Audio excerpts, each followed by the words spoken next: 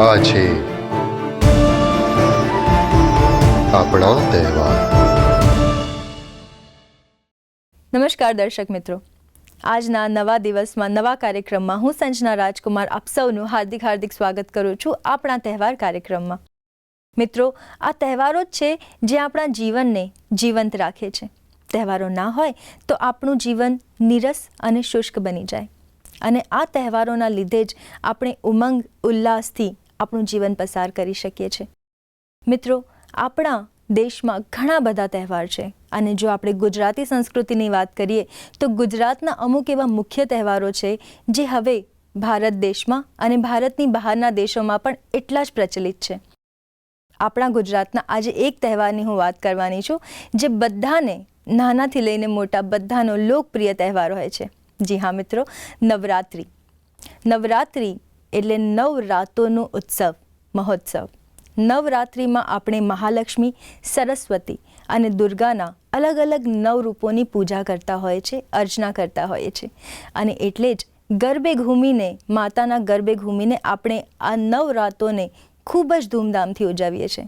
પણ આ નવરાતોનું, આ માતાના નવ સ્વરૂપોનું શું મહત્ત્વ છે અને આધ્યાત્મિક રીતે આપણે એને કઈ રીતે જોઈ શકીએ, એ આજના પ્રોગ્રામમાં આપણે જાણીશું.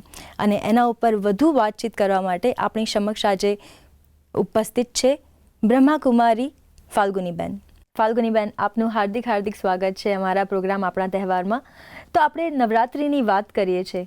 નવરાત્રિનું સેલિબ્રેશન જે થાય છે, એમાં રાત્રિનું શું મહત્ત્વ હોઈ શકે, અને નવરાત્રિમાં રાત્રે જ કેમ આપણે ગરબા કરીએ છીએ? નવરાત્રિની પાછળ જે મહત્ત્વ છે એ નવ દેવીઓની યાદગાર પર્વ આપણે નવરાત્રિ ઉજવીએ છીએ. બે જ એવા પર્વ છે કે જેની અંદર આપણે રાત્રિ શબ્દ પ્રયોગ કરીએ છીએ, એક નવરાત્રિ અને એક શિવરાત્રિ.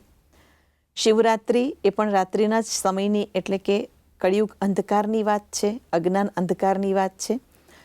અને એ જ સમયે જ્યારે અસુરોનો ત્રાસ વધી ગયો હતો ત્યારે દેવીઓને પ્રગટ કરવામાં આવી, તો એ પણ એ રાત્રિના જ સમયની વાત છે. એટલે કે કળિયુગ અંતના સમયે આસુરી વૃત્તિ એટલી બધી પ્રચુર માત્રામાં વધી જાય છે, તેવા સમયે પરમાત્મા શિવ આવીને જ્યારે અંધકારરૂપી રાત્રિને દિવસ તરફ લઈ જાય છે, એવા જ સમયે રાત્રિમાં દેવીને પણ પ્રગટ કરે છે, એટલે શક્તિને પ્રગટ કરે છે. એ શક્તિનો યાદગાર પર્વ એ નવરાત્રિ છે, એટલે નવરાત્રિના દિવસોમાં ઉજવાય છે. હા, એ તો બરાબર. પણ નવરાત્રિમાં આપણે રાત્રે જ ગરબે ઘૂમીએ છીએ, બધા લોકો રાત્રે જ ગરબા કરે છે, માતાની સ્તુતિ કરે છે, તો રાત્રે જ કેમ? રાત્રિ એ કળિયુગ અંધકારનો સમય, એની જ વાત છે. અને કળિયુગ અને સતયુગની વચ્ચેના એ રાત્રિના સમયની જ વાત છે. અને એ રાત્રિ અજ્ઞાન અંધકારની પણ રાત્રિનો સમયની વાત છે. અને એટલે રાત્રિના સમયે દેવી પ્રગટ થાય છે અને અસુરોનો નાશ કરે છે. અસુર પણ રાત્રિનું પ્રતીક છે અને પરમાત્મા એ પ્રકાશનું પ્રતીક છે. તો પરમાત્મા જ્યારે આવે છે ત્યારે અસુરનો નાશ થાય છે, પરંતુ પરમાત્મા જે નિરાકાર હોવાને કારણે દેવીને પ્રગટ કરે છે, પણ એ રાત્રિના જ સમય, એટલે કે અજ્ઞાન અંધકારને દૂર કરવાની વાત છે. એ કળિયુગ અંતના રાત્રિના સમયની ઘોર અંધારી રાત, 24 કલાકના દિવસ રાત્રિની વાત નથી, પરંતુ આ સૃષ્ટિના જે અંધકારનો અંતિમ સમય, રાત્રિનો સમય, ઘોર કળિયુગનો સમય, એની નિશાની છે. અને આપણે હંમેશાથી જોયા છે કે ગુજરાતી કલ્ચરમાં નવરાત્રિ એ બહુ જ મુખ્ય તહેવાર ગણાય છે. આપણે બધા આખું વર્ષ રાહ જોતા હોઈએ છીએ કે ક્યારે નવરાત્રિ આવે, અને નવરાત્રિમાં જે સ્ત્રીઓનું, જે છોકરીઓનું જે ગહેલું હોય છે નવરાત્રિ પાછળ, એમાં જે એ લોકો તૈયાર થાય છે, જે રીતે ચણિયા ચોળી જે સ્પેશિયલી નવરાત્રિમાં પહેરવામાં આવે છે, એનું શું હોઈ શકે મહત્ત્વ? એ રંગબેરંગી ડ્રેસીસથી ડ્રેસઅપ થઈને જ્યારે માતાઓ, બહેનો, કન્યાઓ ગરબે ઘૂમવા માટે જાય છે, ગરબે રમવા માટે જાય છે, તો એ ગરબો એટલે વાસ્તવમાં ખુશીનું પ્રતીક છે. જ્યારે આપણે કોઈ પણ વસ્તુને પ્રાપ્ત કરે છે, જ્યારે આપણને આનંદની અતિ ચરમસીમા થઈ જાય છે, ત્યારે ઓટોમેટિક આપણા પગ પણ થનગનવા લાગે છે. તો એક નાચવું મીન્સ એ ગરબે ઘૂમવું, રાસ રમવો, એ ખુશીની નિશાનીનું પ્રતીક છે. તો જ્યારે વિકારો ઉપર વિજય પ્રાપ્ત કરી લીધા પછી દેવીઓએ શક્તિના આરાધના આપણે એટલા માટે કરીએ છીએ કે વિકારોની વિજયની સ્થિતિ છે. તો વિજયની સ્થિતિ બાદ ખુશી જ હોય છે, અને ખુશીની અંદર આનંદ વિનોદ જ હોય. અને આનંદ વિનોદ માટે માતાઓ, બહેનો એ શક્તિના પ્રતીકના રૂપે એ પોતે પણ એટલી સજી ધજીને તૈયાર થાય છે. દેવીને પણ આપણે એકદમ શૃંગારિત બતાવીએ છીએ, સોલે કલાએ એને શૃંગાર કરેલી બતાવાય છે. તો આત્મા પણ જ્યારે ગુણોથી સદગુણોથી શૃંગારિત હોય છે ત્યારે એ શૃંગારની સાથે સાથે જો એ રાસ પણ લેવામાં આવે તો એ સોના પર સુગંધ ભળી જાય છે. અને નવરાત્રિની જે આપણે હંમેશાથી પહેલેથી વાતો સાંભળતા આવ્યા છે કે નવરાત્રિ એ માતાના 9 અલગ અલગ રૂપ એમના વિશેની વાત હોય છે. તો કયા રૂપ એ હોય છે અને એના વિશે આપ શું કહેશો? નવરાત્રિ અને એ શિવરાત્રિ તો શિવે શક્તિને પ્રગટ કરી તો એ વાસ્તવમાં દેવીઓની આરાધના, જેને આપણે શિવ શક્તિ પણ કહીએ છીએ. તો શિવે શક્તિને અસુરોના વિનાશ માટે વિકરાલ સ્વરૂપ ધારણ કરીને અલગ અલગ દેવીને પ્રગટ કરી બતાવાય છે. તો મતલબ એ 9 શક્તિ છે. તો એ 9 શક્તિ પણ એક જ શક્તિના અલગ અલગ સ્વરૂપો છે. મા દુર્ગાના જ આ બધા અલગ અલગ સ્વરૂપો છે. લક્ષ્મીના, સરસ્વતીના આ બધા અલગ અલગ સ્વરૂપો બતાવાયા છે. પણ એ દેવી શક્તિ પણ આરાધ્ય દેવી એ શિવ શક્તિ જ છે, શિવની જ શક્તિ છે. અને એટલે જ આપણે કહીએ છીએ જે શિવ શક્તિની આરતી ગાશે. તો શિવની શક્તિ, તો શિવ પાસેથી એમણે શક્તિ ક્યારે લીધી? જરૂર એ આ જ કળિયુગના અંતિમ સમયની વાત છે. અને એટલે જ એ રાત્રિના અંધકારના સમયની, એ પણ 24 કલાકના રાત્રિ નહીં, અજ્ઞાન અંધકારના સમયની વાત. અને ત્યારે પરમાત્મા શિવ પાસેથી એ શક્તિ લીધી. અને માનસિક રૂપે જોવા જઈએ તો મનોવિકારો ઉપર જે વિજય પ્રાપ્ત કરે છે, એટલે એ મનોવિકારોની વિજયની સ્થિતિ છે. આપણે નવરાત્રિની વાત કરી રહ્યા છીએ, એમાં નવરાત્રિ જેનું નામ છે એમાં રાત્રિનું મહત્વ તો આપણે બહુ સારી રીતે અત્યારે સમજ્યા. પણ એમાં જે 9 છે, હા એ વાત માની કે 9 એટલે 9 અલગ અલગ શક્તિઓની આપણે પૂજા કરીએ છીએ, આરાધના કરીએ છીએ, અર્ચના કરીએ છીએ નવરાત્રિના સમયકાળમાં. પણ એ 9 જ કેમ? 9નો આંક અવિભાજ્ય અંક તરીકે ઓળખાય છે અને એને શુભ તરીકે પણ ઓળખાય છે. 9 ગ્રહની વીંટી પણ પહેરીએ છીએ આપણે, 9 ગ્રહો પણ આપણે 9 જ ગણતરી થાય છે. તો આ શુભની નિશાનીના રૂપે પણ 9નો આંક 9 દેવીઓનું પણ ગાયન કે નવરાત્રિનું પણ ગાયન એની સાથે જોડવામાં આવ્યું હોય. નવરાત્રિની ઘણી બધી વાર્તાઓ આપણે જોઈ છે અને 9 દેવીઓની અલગ અલગ વાર્તાઓ પણ આપણે સાંભળી છે. પણ એક વાર્તા છે જે મધુ અને કૈટબ વિશે છે. તો એને નવરાત્રિ સાથે કઈ રીતે આપણે જોડી શકીએ? એની આખી કહાનીમાં બતાવાય છે કે વિષ્ણુજી એ રીતે મોહનિદ્રામાં સૂતા હતા અને આ મધુ અને કૈટબ એ અસુરો પ્રગટ થયા અને દેવતાઓને બંદી બનાવ્યા. અને ત્યારે બ્રહ્માજીએ કન્યાને પ્રગટ કરી. તો એ શિવ શક્તિ સ્વરૂપમાં બ્રહ્માજીએ શક્તિને દેવીઓને કન્યાના સ્વરૂપમાં પ્રગટ કરી.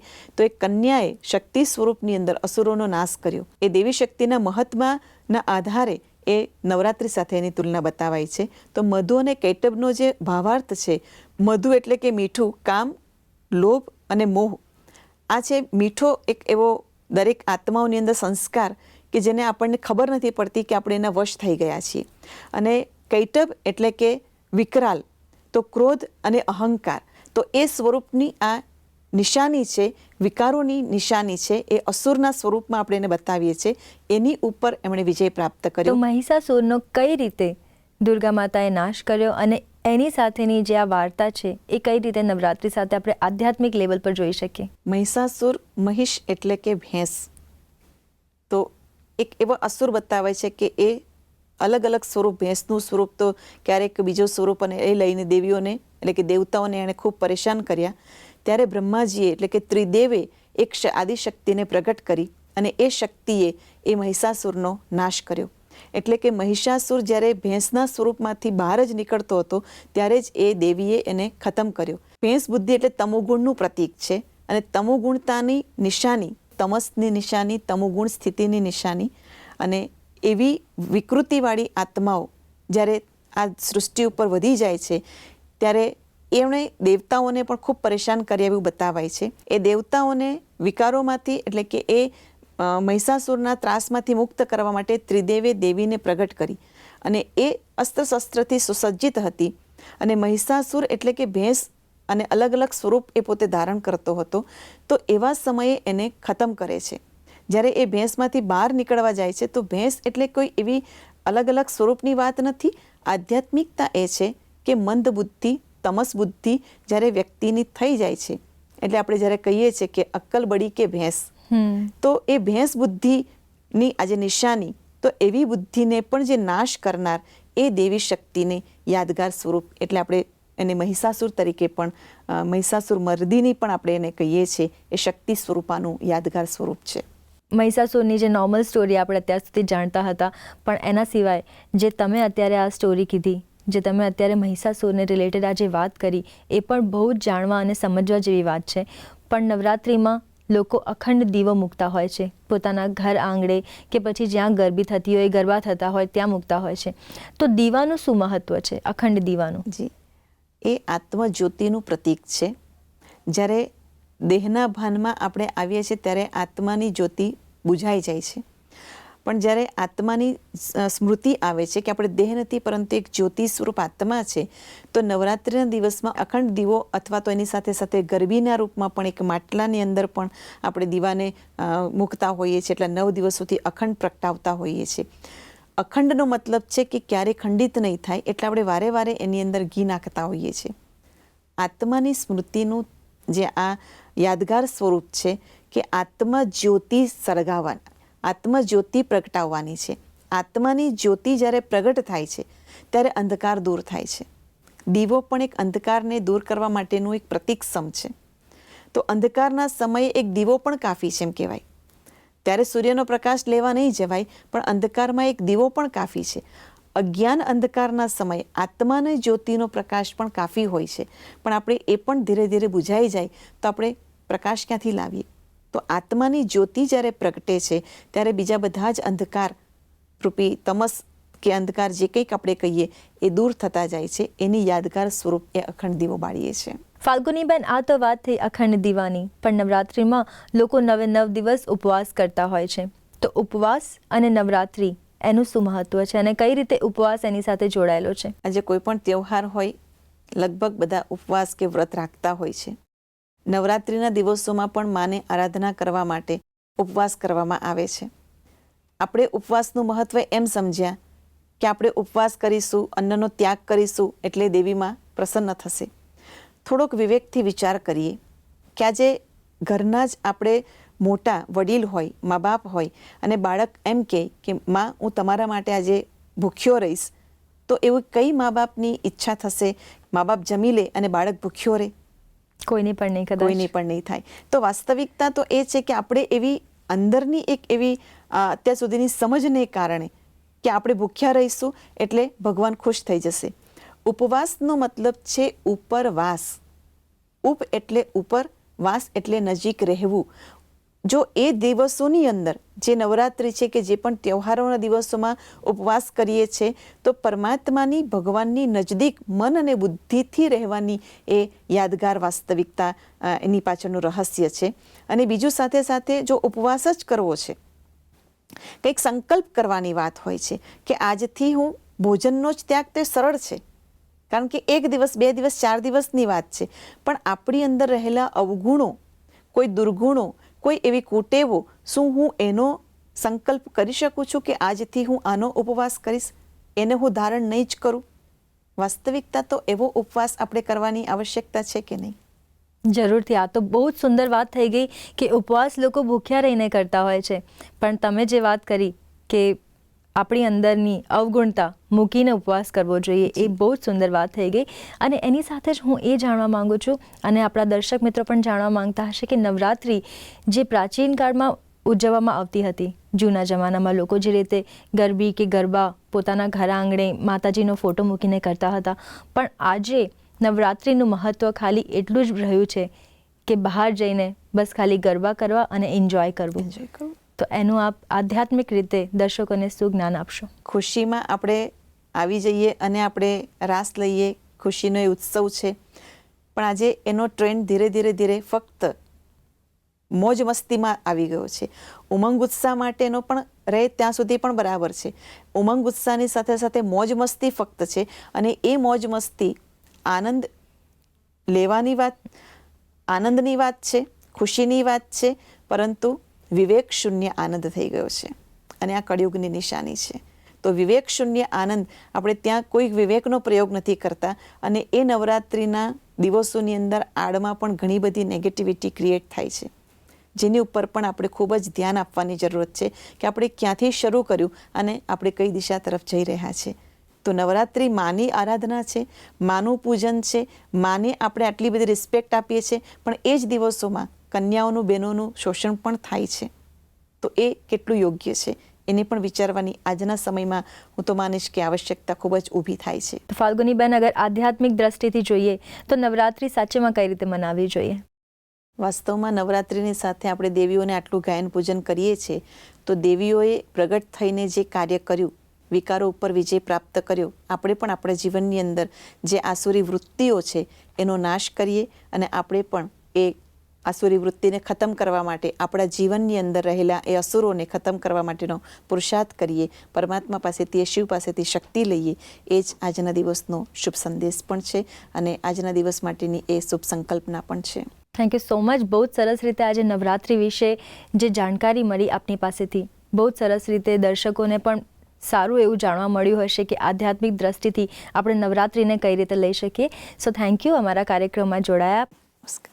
તો દર્શક મિત્રો, અત્યાર સુધી આપણે નવરાત્રિ ઉજવતા આવ્યા, મનાવતા આવ્યા અને ખાલી દાંડિયા રાસમાં જ રચ્યા પચ્યા રહ્યા.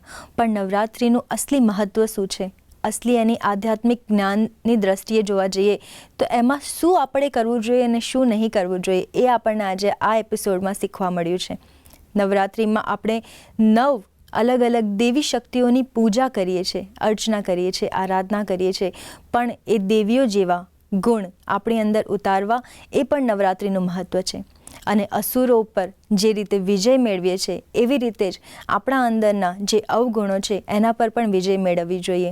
અને બધાને હું તો એક જ વસ્તુ કહીશ કે આપણે લોકો દેવીઓની આટલી પૂજા કરીએ છીએ તો આપણી આસપાસ પણ ઘણી બધી દેવીઓ છે, માતાઓ છે, બહેનો છે, એમને પણ એટલું જ રિસ્પેક્ટ અને એવી રીતે જ એમની પણ પૂજા કરો. આવી રીતે જ તમારી નવરાત્રિ ઉજવો. નમસ્કાર.